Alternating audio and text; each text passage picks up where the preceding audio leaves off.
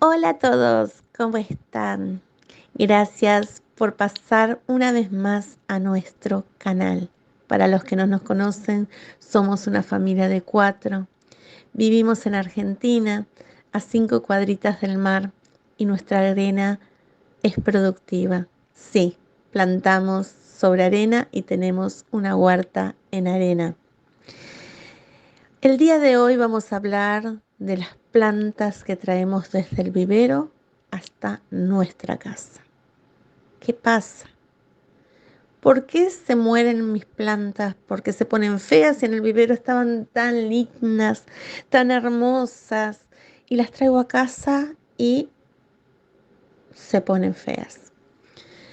Primero y principal, deberemos preguntarle a nuestro viverista amigo cómo riega sus plantas. Muchas veces las plantas ornamentales que tenemos en nuestros interiores, en nuestras huertas, en nuestros fondos, en nuestros patios, en nuestras macetas, son alimentadas por algún tipo de sustrato. Más allá del sustrato hay muchos viveros que le ponen diferentes tipos de nutrientes líquidos, humus líquido, por ejemplo, u otros. Eso tenemos que saberlo antes de que la planta llegue. La observación en un vivero es todo. ¿Cómo está esa planta? ¿En qué estado se encuentra? ¿A semisombra? ¿Al sol directo? ¿A un sol tenue porque está debajo de un árbol? En el caso de los frutales, si los compramos con pan entero o a raíz desnuda. Tenemos que ver todas esas cosas y en qué suelo los vamos a poner. ¿Qué características tiene que tener ese suelo? El suelo, el riego y las condiciones climáticas. También porque si yo vengo a la costa a veranear y me llevo una plantita de acá, esa plantita tiene un periodo de adaptación a Buenos Aires. No es el mismo clima que tengo yo acá que el que va a tener esa plantita en Buenos Aires. Entonces tengo que adaptarla al lugar donde yo vivo. No es que el viverista me vendió cualquier cosa y la planta se me murió porque no estaba en condiciones, o yo soy un desastre, como muchas veces escuchamos. Yo soy un desastre con las plantas a mí no me van o las plantas a mí no me quieren. No. Cuando nosotros sabemos qué condiciones de vida darle a una planta, la planta va a vivir. Si sabemos cuál es la frecuencia de su riego, cuáles son las condiciones en las cuales voy a tenerla, porque muchas veces plantamos alguna planta que necesita sol 10 horas y en casa no hay 10 horas de sol. En mi casa, por ejemplo, con las edificaciones no hay 10 horas de sol. Y entonces esta planta empieza a tener hongos, se empieza a tener un exceso de agua, porque yo la estoy regando como dice el vivero, pero no le estoy dando las 10 horas de sol. Entonces esa planta se llena de hongos, se encharca, aparecen habitantes no deseados en sus raíces, ¿sí? Aparecen hongos, se llena de plagas. ¿Por qué? Porque una planta, ¿sí?, que necesita 10 horas de sol y no lo obtiene, se estresa. Y al igual que cuando nosotros nos estresamos, lo mismo pasa con las plantas. Las plantas, cuando se estresan, les bajan las defensas y adquieren todo este tipo de problemáticas. Otra de las cosas que tenemos que tener en cuenta, que hay plantas que simplemente son de temporada. Y esas plantas que son de temporada duran la temporada de invierno-otoño, otoño-invierno, primavera-verano y después ya su vida útil, digamos, suena feo, pero su vida útil ya está. Pero siempre tengamos en cuenta que la planta, antes de que se vaya su tiempo y que se muera, va a dejarnos siempre flores, y las flores casi siempre tienen semillas, salvo raras excepciones. Así que juntemos esas semillas para el año siguiente. Cuando vayamos a un vivero, también pensemos en las plantas que queremos. A veces podemos encontrar dos en una misma mata y podemos hacer división de mata y tener dos plantas. Eso es una compra inteligente. Siempre que vayas a un vivero, elegí vos tus propias plantas. Y eso es lo que nosotros hacemos. Elegimos matas, la mata más linda, no siempre la más grande, ¿sí? Fijémonos que no tenga ninguna mancha amarilla. Fijémonos en el tallo, que sean tallos rectos, largos. En cuanto a los frutales, fijémonos también en el tamaño de su copa. ¿Qué tipo de fruta voy a llevar? Si es una fruta que se puede adaptar y tener cerca de una casa. Hay frutales que hacen muchas raíces, como por ejemplo la higuera. Ese tipo de frutales no es muy recomendable tenerlo a menos de 5 metros de una casa.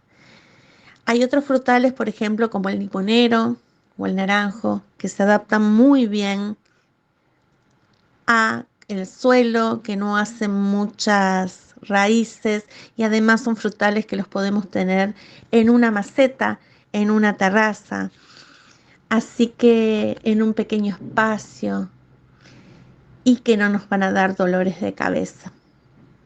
Además, es tan lindo sentir la fragancia de los azares en primavera.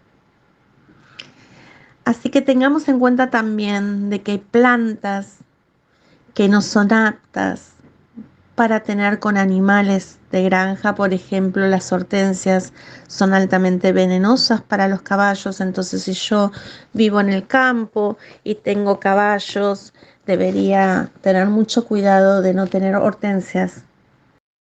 Si tenemos plantas que tengan mucha necesidad de agua, estaría genial anexar fibra de coco a su compuesto o ponerle en el medio fibra de coco para que sea como una esponja que siempre tenga agua.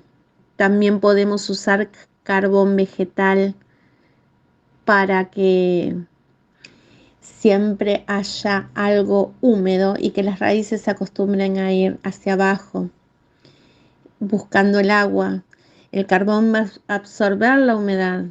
Ese carbón lo podemos hacer nosotros mismos, con palitos, con troncos, y ponerlos a quemar. Lo que sí es importantísimo, pero súper importante, que no sea el carbón que usamos en el asado, que está lleno de grasa, porque eso va a ser contraproducente con la plantita que pongamos ahí, el arbolito, el frutal, o simplemente la pequeña planta que vaya en esa maceta o matera. Por ejemplo, estos veranos que vienen pero tan calurosos, ¿sí? Y los inviernos que hacen tanto frío, es muy habitual que a ciertas temperaturas como bajo cero o 0 grados, las plantas se congelen. Y es muy habitual que el daño de la helada pueda ser irreparable. Con lo cual tenemos que estar pensando en plantas que podemos tener adentro, Si tenemos un pequeño lavadero en nuestra casa donde tenga una ventana con sol, podríamos ponerlas ahí. Si no, lo mejor es la tela o la malla antihelada o un pequeño invernadero que muchas veces casero puede ser una gran solución. Y muchas veces podemos hacer invernaderos, por ejemplo, con heladeras viejas. No es necesario gastar mucho. Yo siempre digo que todo lo que es reciclado siempre es mejor. También tenemos que tener mucha, pero mucha precaución con las temperaturas elevadas del verano. Y las plantas que más sufren la congelación siempre son aquellas que tienen más grado de agua en sus tejidos, como por ejemplo las suculentas. Son más susceptibles a helarse y van mejor con los climas cálidos. Siempre que trabajemos con plantas, siempre vamos a tener diferentes desafíos. ¿Por qué? Porque son seres vivos y al igual que nosotros, sí, esos seres vivos se manifiestan según el ambiente en el cual viven, según las temperaturas, las condiciones atmosféricas como las lluvias. En lugares de poca lluvia, algunas irán muy bien y otras en lugares de poca lluvia van a ir muy mal. También tenemos que tener cuidado, por ejemplo, los huarteros. Las altas temperaturas no traen hongos, pero sí arañuela roja. Y las lluvias y las precipitaciones en abundancia nos van a traer hongos. Y los hongos van como juntitos con las bacterias y después los virus.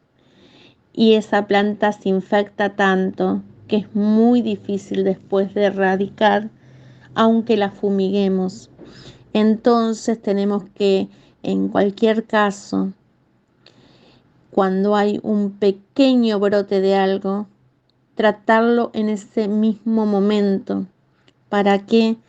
Para que después no tengamos varios brotes de diferentes cosas. Otra cosa que debemos saber que nuestras plantas, cuando las trasplantamos a tierra u otro lugar, lo tenemos que hacer en un día que no sea un día muy caluroso, ¿sí? Que no estén a pleno rayo del sol trasplantando, porque esa planta ya sufre un estrés en el trasplante. También cuando fumiguemos, no fumiguemos en el momento que haya sol. Yo generalmente lo hago por la tarde, tardecita, cuando baja el sol. Recuerden que plantas sanas es lo que queremos. Cuando traemos una planta que desconocemos porque agarramos un cajito de la calle o algo por el estilo, la plantamos inmediatamente, alejarla del resto, ver cómo se desarrolla ese primer mes y hasta 2 meses inclusive, y después agregarla a nuestras plantas, acercarla a ellas, pero nunca hagamos esto cuando no sabemos la procedencia de nuestras plantas. Inclusive yo diría que no lo haría tampoco con plantas que ya estén desarrolladas en una maceta, que algún amigo te regale. Yo a esas plantas las tendría un tiempo como, digamos, en cuarentena, ¿sí? Separadas del resto. Y recordemos siempre que la deficiencia de nutrientes es simplemente un suelo pobre, malo. Y acá en la costa nuestra arena es muy productiva siempre y cuando le agreguemos y le aportemos compost. Si no, es un suelo con muy pocos nutrientes. Yo diría que un suelo fértil es aquel que tiene grandes chances de tener nitrógeno, fósforo y calcio. Es lo primordial en un suelo. Y el nitrógeno lo dan mucho las plantas como las habas, las arvejas, los porotos, los abonos a base de bosta, ¿sí? Así que el nitrógeno es el más fundamental entre estos tres. También el calcio lo podemos aportar con cáscaras de huevo ya procesadas, tipo polvo. Y lo podemos aportar también con las cascarillas de nuestros magníficos girasoles. Esos girasoles, las cascarillas, las pipas, que queda la cáscara, lo que recubre, es fuente inagotable de calcio. La podemos poner debajo de nuestra maceta o podemos hervirlo y regar con esa agua. Aunque muchas veces de todo esto que estamos hablando hay un factor que no tiene que ver con nosotros, que no depende de nosotros. Son cuestiones de causas climáticas severas, fuertes vientos que arrancan los árboles de raíz, que quiebran sus ramas, que las rompen, y el granizo, el tan temido granizo, que en un momento puede acabar con absolutamente todo. Estas cosas son generalmente devastadoras para muchas plantas que son más delicadas. También hay otros factores como animales que se coman nuestras plantas, insectos, maquinaria en el campo,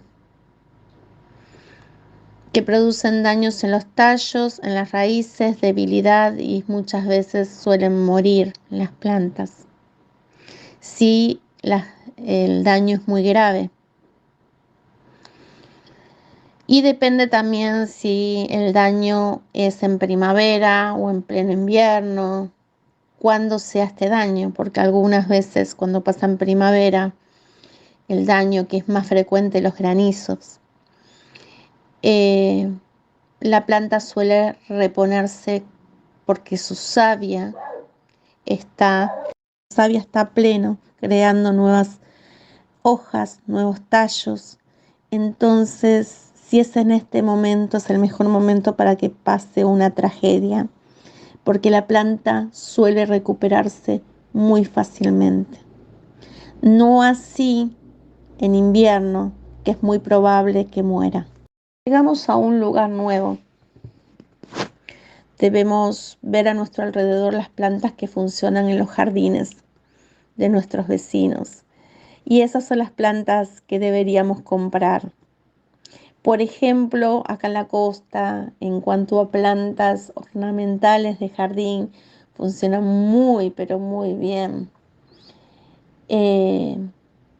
Las hortensias, todo tipo de margaritas, los rayitos de sol, las aljabas, crecen muy abundantes esas plantas. También crecen muy abundantes los farolitos, las enredaderas, el pino, todo tipo de pinos o coníferas. Los álamos son plantas que crecen muy, muy bien. En cuanto a otras, hay otras que les cuesta muchísimo crecer porque nuestro suelo no es tan apto para ellos como son los duraznos. El aporte le tenemos que hacer es mucho. Los cítricos van muy bien en nuestro suelo, al igual que van muy bien las frutillas o fresas, los arándanos, las zarzamoras, los blackberries, toda esa línea de frutos, las frambuesas. También van muy bien los almendros. Son plantas que se adaptan y les gusta mucho nuestros suelos arenosos. Los oréganos, las plantas generalmente, todas las que son aromáticas van muy bien. La ruda también, si bien no es comestible. Son plantas que les gusta muchísimo, muchísimo nuestro suelo suelto y no encharcado. Si bien le vamos a hacer aportes, van a andar muy bien. Los helechos también quieren mucho nuestro suelo. Y bueno, hay plantas que igualmente van muy bien en todo suelo y en todo lugar. Así que bueno, tengamos en cuenta estos consejos para tener plantas sanas, saludables, llenas de vida, de vitalidad, y que se luzcan y que nos hagan sentir orgullosos de nuestra huerta, de nuestro jardín, de nuestro patio. A seguir sembrando, familia huertera y amantes de los jardines. Inundemos de verde nuestro barrio, nuestro pedacito, nuestro balcón, nuestro patio. Recuerden que las plantas, a cambio de muy poco, nos dan oxígeno. Así que es lo más importante que podemos dejar en el mundo, es un árbol que va a estar años con nosotros, una planta que va a estar años con nosotros, dando no solo vida o fruta o color a nuestros días, sino también dándonos oxígeno a nosotros y a las futuras generaciones. ¿Qué más podemos pedir de las plantas? Espero que te haya gustado este video tanto como nos gustó realizarlo a nosotros. Te mando un gran, gran abrazo, muy buen lunes, muchas bendiciones. Esperen, me olvidaba una partecita. Ahora, si te gusta nuestro contenido, como indica la flechita, hay un botón de gracias donde podés apoyar nuestro contenido aún más. Para nosotros esto nos ayuda a crecer y a seguir dándoles lo mejor de nosotros en cada uno de nuestros videos. Recuerden que los queremos mucho y les deseamos una semana llena de muchas, muchas bendiciones. Infinitamente gracias a cada uno de ustedes.